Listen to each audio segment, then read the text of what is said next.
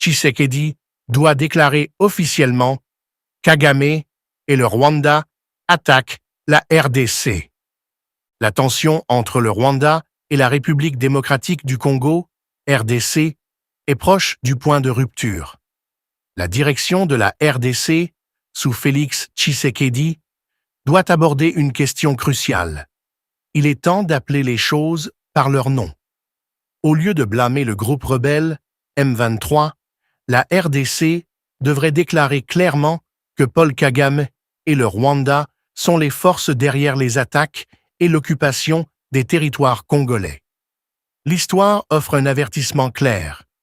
Le Rwanda, sous Habyarimana, a commis une erreur similaire en 1990 en accusant les réfugiés Tutsis au lieu de reconnaître l'implication de l'Ouganda.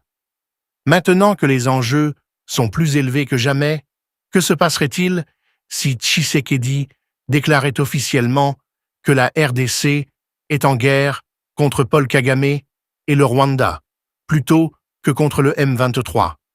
Explorons les échos historiques, les implications politiques et la nécessité urgente d'agir face à cette crise qui s'intensifie.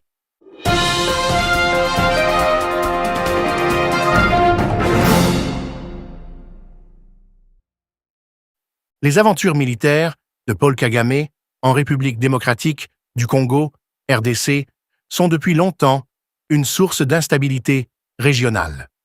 Son utilisation des rebelles du M23 pour occuper des zones stratégiques comme Masisi, Rutshuru et d'autres parties de la RDC fait partie d'une stratégie plus large visant à contraindre le président congolais Félix Tshisekedi à des négociations.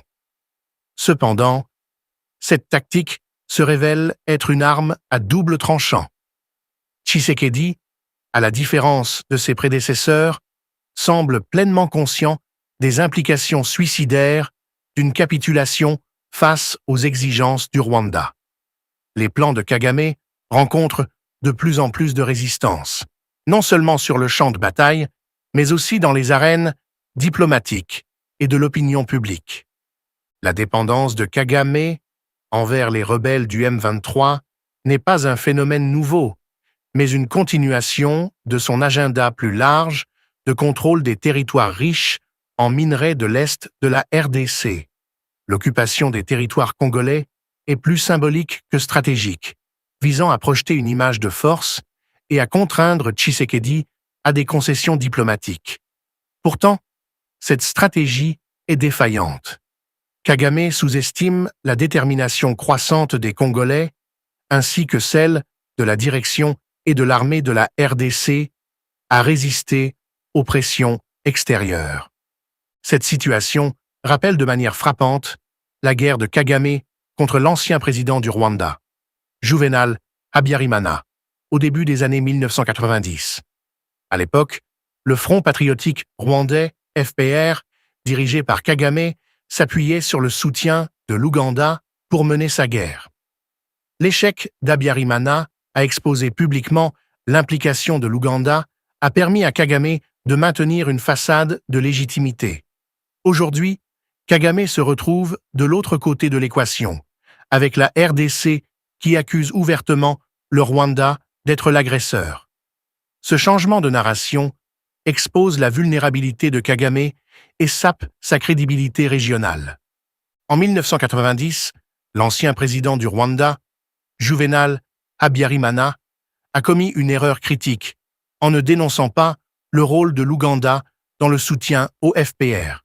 Ce silence a permis à Kagame de présenter sa rébellion comme un problème interne plutôt qu'une invasion étrangère. La RDC doit tirer des leçons de cette erreur, et de nombreux Congolais exhortent Tshisekedi à désigner directement Kagame et le Rwanda comme agresseurs. En rejetant l'étiquette de rebelle du M23 et en dénonçant l'implication directe des forces de défense rwandaises, FDR, le Congo adopte une approche plus proactive pour contrôler le récit. Les négociations diplomatiques et les pourparlers de paix ont historiquement échoué à freiner les ambitions de Kagame. Ces actions sont motivées par un désir d'exploiter les richesses minières du Congo, et aucune négociation ne le dissuadera de cet objectif. La décision du gouvernement congolais d'intensifier la guerre n'est pas seulement une réaction à l'agression de Kagame, mais une étape nécessaire pour sécuriser la souveraineté nationale. Tant que la guerre reste confinée au sol congolais, la population rwandaise demeure isolée de ses conséquences. Le régime de Kagame prospère grâce à ce détachement, lui permettant de projeter une image de force pendant que ses voisins supportent le poids du conflit. Pour changer la dynamique de cette guerre, la RDC doit s'assurer que le Rwanda ressente le coût de son agression. Ce n'est qu'en étendant le conflit sur le territoire rwandais que le Congo pourra obliger Kagame à reconsidérer ses actions. La stratégie militaire de Kagame repose sur l'hypothèse que le Congo finira par capituler sous la pression. Cependant, cette hypothèse est de plus en plus erronée. Les dirigeants et les citoyens congolais sont plus unis que jamais dans leur volonté de confronter l'agression du Rwanda. L'appel à intensifier le conflit et à cibler directement le territoire rwandais reflète un changement de stratégie que Kagame est mal préparé à contrer. De plus, la perception de la communauté internationale à l'égard de Kagame évolue. Autrefois salué comme un leader visionnaire, Kagame voit son image ternie par ses tendances autoritaires et sa quête incessante de domination régionale. Ses actions en RDC ne sont plus perçues comme défensives, mais comme agressives et exploitantes. Cette érosion du soutien international affaiblit davantage la position de Kagame et encourage la RDC à adopter une position plus ferme. Pour la RDC, vaincre militairement les FDR et le M23 n'est pas seulement une question de fierté nationale, mais une nécessité stratégique. Le Congo doit abandonner toute illusion d'une solution négociée et se concentrer sur l'élaboration d'une stratégie militaire visant à neutraliser la capacité du Rwanda à mener la guerre. Cela inclut la perturbation des lignes d'approvisionnement, le recours à des partenariats internationaux pour un soutien militaire et la mobilisation des ressources nationales pour soutenir un conflit prolongé.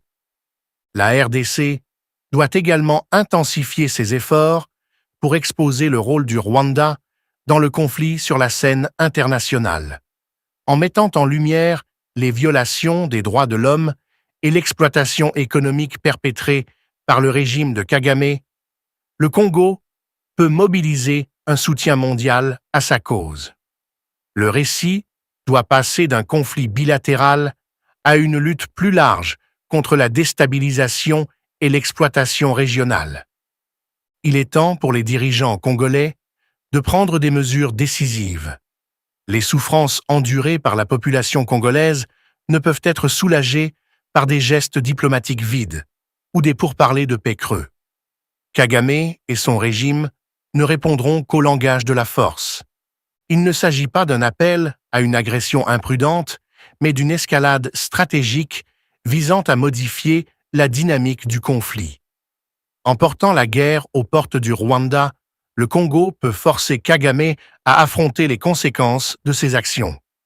Ce n'est qu'alors que le cycle de violence et d'exploitation pourra être brisé. La stratégie de Paul Kagame, consistant à utiliser les rebelles du M23 et à occuper des territoires congolais comme Minova, est en fin de compte insoutenable. Sa dépendance à la coercition et à l'exploitation l'a rendu vulnérable à des contre-mesures militaires et diplomatiques.